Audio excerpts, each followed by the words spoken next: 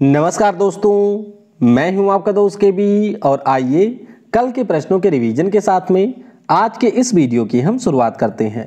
तो पहला प्रश्न था कि जुलाई 2021 में कोपा अमेरिका फुटबॉल टूर्नामेंट का जो खिताब है ये किस देश ने जीत लिया। तो इसे जीता है अर्जेंटीना की टीम ने।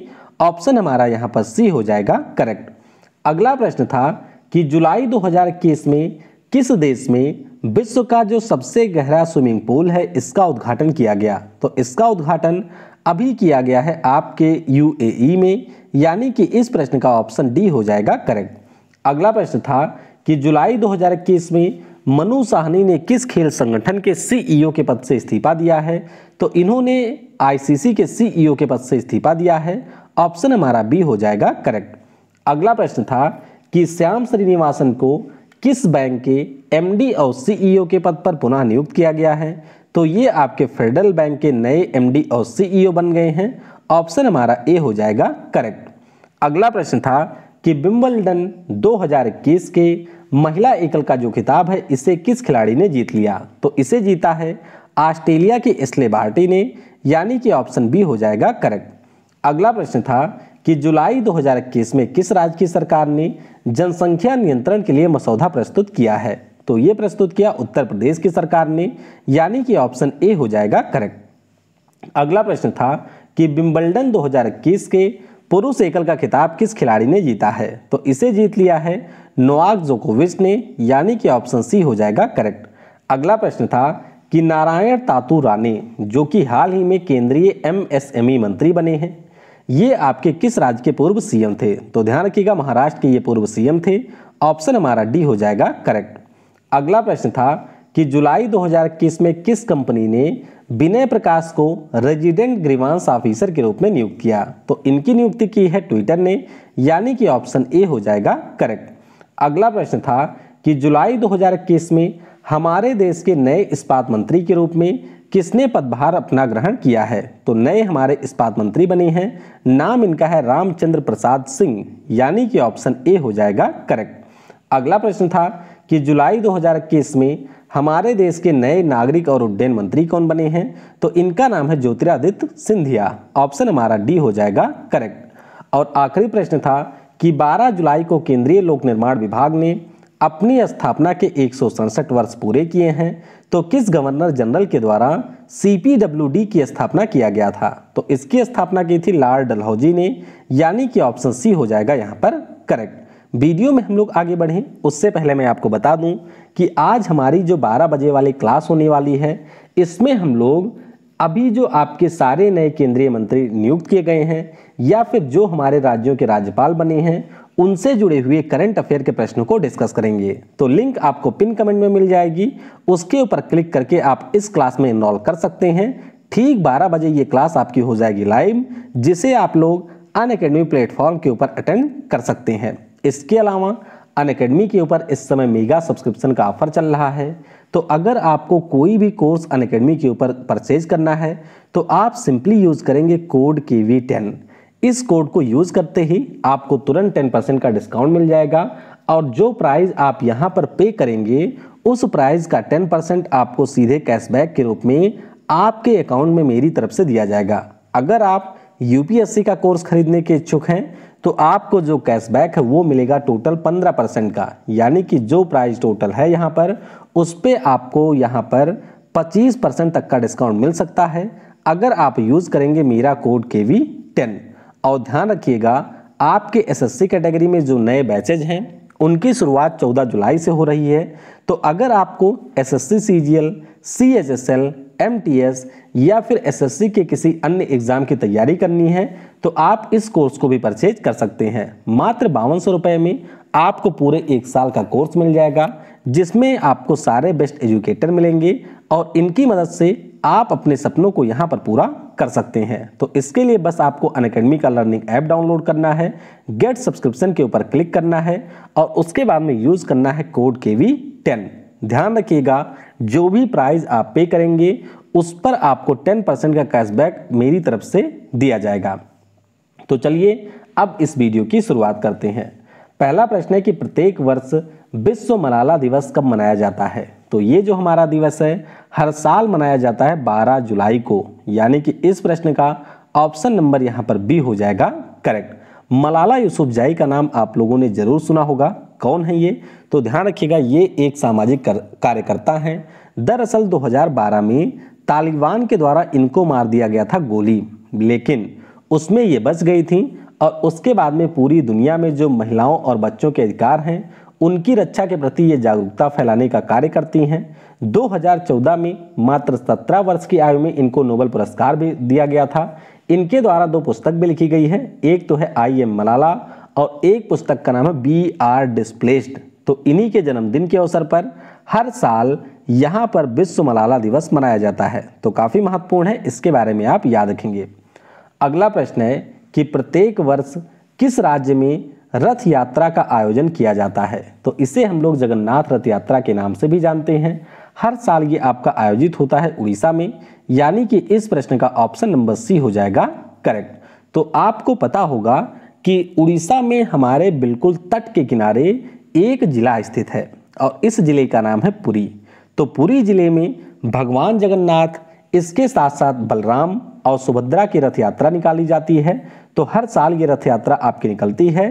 तो इस साल भी अभी इसका आयोजन आपके उड़ीसा के पुरी जिले में किया गया। अच्छा, उड़ीसा की बात करते हैं तो बहुत सारे त्यौहार यहाँ पर मनाए जाते हैं, जैसे कि आपका ये यात्रा हो गया रथ यात्रा, इसके अलावा बाली यात्रा है, इसके अलावा नुआखाई हो गया, राजा परवा हो गया। तो ये सारे जो त्यौहार हैं हमारे उड़ीसा राज्य में मनाए जाते हैं। अगला प्रश्न है कि जुलाई 2021 में किस राज्य की फाजिल आम की जो प्रजाति है इसको अभी बहरीन देश को निर्यात किया गया? तो फाजिल आम की अगर हम बात करते हैं तो मुख्य तौर पर इसकी खेती आपके पश्चिम बंगाल राज्य में होती है, यानी कि हमारा ऑप्शन डी यहाँ पर हो जाएगा करेक्ट। अब फाजिल एक आम की प्रजाति है, पहले तो आपको ये याद रखना है, और भारत सरकार के द्वारा इस आम की प्रजाति को जीआई टैग भी मिल चुका है। तो ध्यान रखेंगे, पश्चिम बंगाल में ये उगाई जाती है और अभी जो आपके अरब क्षेत्र का एक देश है जिसका नाम है बहरीन, उस देश को इस आम का निर्यात भारत सरकार के द्वारा किया गया है। तो इसके बारे में आप याद रखेंगे। वैसे आम की अगर बात हुई है तो ध्यान रखेंगे आप लोग कि हमारे महाराष्ट्र का एक आम है जिसे हम लोग अल्फांसो के नाम से जानते हैं, उसको भी जीआई टैग मिल चुका है। और अभी जापान देश की एक आम की प्रजाति है जिसका नाम है मियाजाकी, जो कि दुनिया का सबसे महंगा आम है, वह आपके मध्य प्रदेश राज्य में उगाया गया है। तो ये सारी चीज़ें आपको आम के संदर्भ में याद रखना है।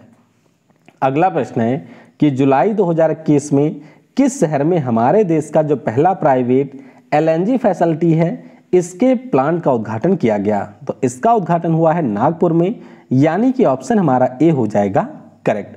आप सभी को ये पता होगा कि एलएनजी का पूरा मतलब होता है लिक्विफाइड नेचुरल गैस। अब इसकी अगर हम लोग बात करते हैं तो मुख्य रूप से आपको इसमें मीथेन देखने को मिलेगा और कुछ मात्रा में कई बार इसमें आपको इथेन भी देखने को मिलेगा।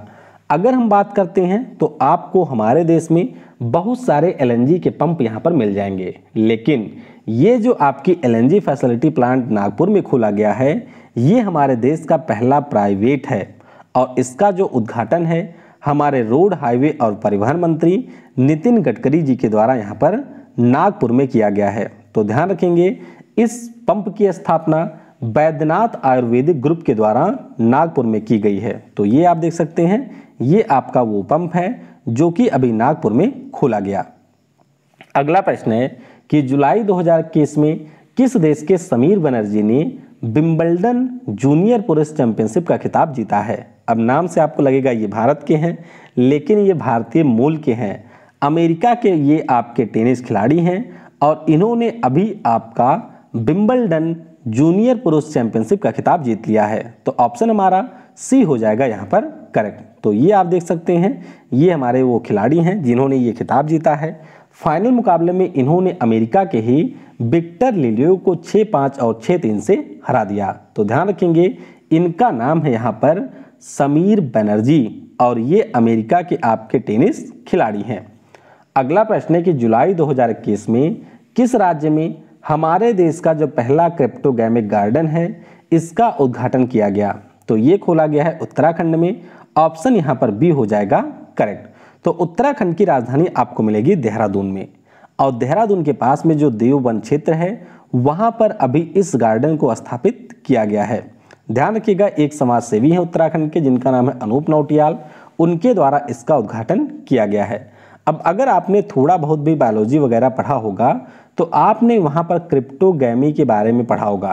क्रिप्टोगैम का मतलब ही होता है ऐसे हमारे पौधे जो कि छुपा हुआ प्रजनन करते हैं, यानी कि इनमें आपको बीज वगैरह देखने को नहीं मिलेगा, और ऐसे पौधों के प्रजातियों का संग्रह इस गार्डन में आपके किया गया है। अच्छा, कौन से पौधे इसमें आते हैं? तो आपका लाइकेन हो गया, मास हो गया, या फिर शैवाल हो गया, कवक वगैरह हो गए, ये सारे आपके क्रिप्टोगैमी पौधे के उदाहरण हैं। और इसी के लिए अभी आपके उत्तराखंड में एक पार्क भारत का खोला गया है।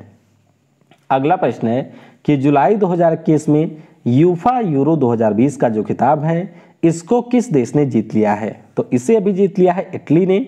ऑप्शन हमारा यहाँ पर डी हो जाएगा करेक्ट। अब देखिए, थोड़ा समझ लीजिए, मैंने आपको बताया हुआ है कि जो हमारी वैश्विक फुटबॉल निकाय है जिसे हम लोग फीफा के नाम से जानते हैं, इसके 6 महाद्वीपीय निकाय भी हैं और उन्हीं में से एक है यूफा। तो यूरोप में जो भी आपके फुटबॉल के टूर्नामेंट होते हैं उनका आयोजन कराया जाता है यूफा के द्वारा। जैसे अभी हम लोगों ने कल पढ़ा था कि कोपा अमेरिका जो फुटबॉल टूर्नामेंट होता है उसमें दक्षिण अमेरिका के देश शामिल होते हैं, उसी प्रकार से जो यूफा के टूर्नामेंट होते हैं उसमें आपके यूरोप के देश शामिल होते हैं। तो अभी यूरोप का आपका जो यूरो 2020 है इसका आयोजन किया गया। फाइनल मुकाबला इटली और फ्रांस के बीच में खेला गया, जिसमें इटली की टीम ने इंग्लैंड को यहां पर हरा दिया। तो ऑप्शन हमारा डी हो जाएगा करेक्ट। अच्छा, कुल कितने देशों ने इसमें हिस्सा लिया था? तो यूरोप के टोटल 24 देशों ने यहां पर हिस्सा लिया था। प्लेयर ऑफ द टूर्नामेंट रहे हैं गियान लुइगी डोनारुमा, जो कि इटली के आपके खिलाड़ी हैं, ये इसमें प्लेयर ऑफ द टूर्नामेंट रहे हैं। अगला प्रश्न है कि जुलाई 2021 में पुस्तक द रामायण ऑफ श्री गुरु गोविंद जी, इसकी जो पहली प्रति है इसको अभी किसे दिया गया है? तो इसकी जो पहली प्रति है वह दिया गया पीएम नरेंद्र मोदी को, यानी कि ऑप्शन हमारा ए हो जाएगा करेक्ट। अब पुस्तक की अगर हम लोग बात करें तो यहाँ पर आप देख सकते हैं हमारे वरिष्ठ अधिवक्ता और राज्यसभा से जो छत्तीसगढ़ राज्य से सांसद हैं केटीएस तुलसी जी, उनके द्वारा ये पुस्तक अभी दिया गया है पीएम नरेंद्र मोदी को। अच्छा, किसने लिखा है ये पुस्तक?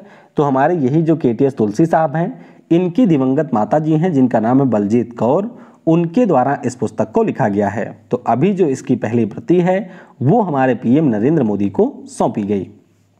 अगला प्रश्न है कि जुलाई 2021 में किसे Commonwealth point of light award से सम्मानित किया गया? तो ये जो पुरस्कार है अभी दिया गया है सैयद उस्मान साहब को, यानी कि ऑप्शन हमारा यहाँ पर बी हो जाएगा करेक्ट। अब पहले आपको इस पुरस्कार के बारे में ध्यान रखना है। Commonwealth point of light award की अगर हम लोग बात करते हैं तो जो आपके ब्रिटेन की महारानी हैं उनके द्वारा कॉमनवेल्थ के जो सदस्य देश हैं उन सदस्य देशों के जो व्यक्ति होते हैं उनको ये पुरस्कार दिया जाता है। तो पिछले साल जो हमारे यहाँ पर फॉरेस्ट मैन ऑफ इंडिया के नाम से प्रसिद्ध हैं जादव पायंग जी, उनको ये पुरस्कार मिला था। इस साल मिला है सैयद उस्मान को। तो ऑप्शन हमारा बी हो जाएगा करेक्ट। अच्छा, सैयद उस्मान कौन है? तो इनके द्वारा एक आपकी पहल चलाई जाती है तेलंगाना की राजधानी हैदराबाद में।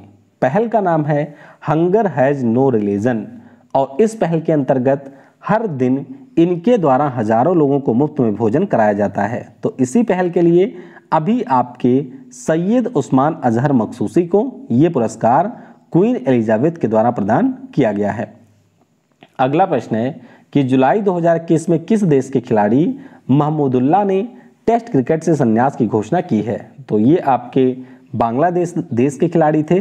तो अभी इन्होंने टेस्ट क्रिकेट से संन्यास की घोषणा कर दी है। ऑप्शन हमारा बी हो जाएगा करेक्ट। ये आप देख सकते हैं यहाँ पर आपको दिखाई दे रहे होंगे महमूदुल्लाह, जो कि बांग्लादेश के ऑलराउंडर खिलाड़ी हैं और बांग्लादेश की तरफ से इन्होंने टोटल 50 टेस्ट मैचों में हिस्सा लिया हुआ है। अगला प्रश्न है कि जुलाई 2021 में हमारे देश के नए वन, पर्यावरण और जलवायु परिवर्तन मंत्री कौन बने हैं? तो ये आपके हैं भूपेंद्र यादव, जो कि राजस्थान से राज्यसभा के सांसद हैं, यानी कि हमारा ऑप्शन ए हो जाएगा यहाँ पर करेक्ट। तो यहाँ पर आप देख सकते हैं भूपेंद्र यादव जी को, जो कि भाजपा के बहुत ही कद्दावर नेता हैं। अभी इनको वन, पर्यावरण और जलवायु परिवर्तन मंत्रालय के साथ साथ श्रम और रोजगार मंत्रालय का भी प्रभार दिया गया है। तो इसके बारे में आपको अच्छे से याद रखना है। भूपेंद्र यादव जी हमारे नए वन, पर्यावरण और जलवायु परिवर्तन मंत्री बने हैं। आखिरी प्रश्न है कि जुलाई 2021 में हमारे देश के नए संस्कृति और पर्यटन मंत्री कौन बने हैं? तो इनका नाम है जी किशन रेड्डी। क्या नाम है? जी किशन रेड्डी इनका नाम है। तो ऑप्शन यहां पर आपका सी हो जाएगा करेक्ट। अब जी किशन रेड्डी साहब की अगर हम लोग बात करते हैं तो पहले इनके पास में राज्य मंत्री का प्रभार था, अब इनको यहां पर कैबिनेट मंत्री का दर्जा दे दिया गया है। तो इनको काफी महत्वपूर्ण मंत्रालय दिए गए हैं, जैसे कि हमारा मिनिस्ट्री ऑफ कल्चर हो गया, मिनिस्ट्री ऑफ टूरिज्म हो गया, और इसके साथ साथ ministry of development of north eastern region, यानी कि जो हमारा उत्तर पूर्वी क्षेत्र है उसके विकास के लिए जो मंत्रालय होता है उसका प्रभार भी मिला है जी किशन रेड्डी साहब को। इनकी लोकसभा क्षेत्र कौन सा है? तो ध्यान रखिएगा, तेलंगाना के सिकंदराबाद से वर्तमान में ये आपके लोकसभा के मेंबर हैं और इन्हीं को अभी संस्कृति और पर्यटन मंत्री बनाया गया है। तो ऑप्शन हमारा यहाँ पर सी हो जाएगा करेक्ट। चलिए अब हम लोग कल के प्रश्नों का उत्तर जान लेते हैं। पहला प्रश्न था कि 2027 का जो आपका क्रिकेट विश्व कप होने वाला है इसमें कुल कितनी टीमें शामिल होंगी? तो इसमें आपकी 14 टीमें शामिल होंगी। अगला प्रश्न था कि वर्ष 2021 के लिए जो इंटरनेशनल बुकर प्राइज है इससे किसको सम्मानित किया गया है? तो ये पुरस्कार मिला है डेविड डियोप को। किसे मिला है? डेविड डियोप को। और आखिरी प्रश्न था कि एसडीजी इंडिया इंडेक्स में कौन सा राज्य रहा है शीर्ष पर? तो बड़े राज्यों में आपका केरल रहा है और केंद्र शासित प्रदेश में चंडीगढ़ रहा है शीर्ष पर। आज के वीडियो से आपके लिए प्रश्न है कि कर्नाटक राज्य के नए राज्यपाल कौन बने हैं? अगला प्रश्न कि मध्य प्रदेश के नए राज्यपाल कौन बने हैं? अगला प्रश्न कि हरियाणा राज्य के नए राज्यपाल कौन बने हैं? और आखिरी प्रश्न है कि झारखंड राज्य के नए राज्यपाल कौन बने हैं? तो ध्यान रखिएगा, आज दिन में 12 बजे आपके अनअकैडमी पर इसी के ऊपर क्लास होने वाली है। तो अगर आपको भी अपनी तैयारी को यहाँ पर चेक करना है तो आप इस क्लास में एनरोल कर सकते हैं। यहाँ पर आपका लाइव पोल होता है जिसके माध्यम से आपको पता चलता है कि आपको कितने प्रश्नों के उत्तर याद हैं या आपकी तैयारी कितनी ज़्यादा बेहतर है। 3:30 बजे भी हमारी एक क्लास और होती है जो कि केवल ग्रुप डी के छात्रों के लिए होती है। तो अगर आपको आने वाले समय में ग्रुप डी का एग्जाम देना है जिसके बारे में अभी कुछ अता पता नहीं है तो भी आप उस क्लास को ज्वाइन कर सकते हैं। वीडियो को समय देने के लिए आप सभी को बहुत बहुत धन्यवाद।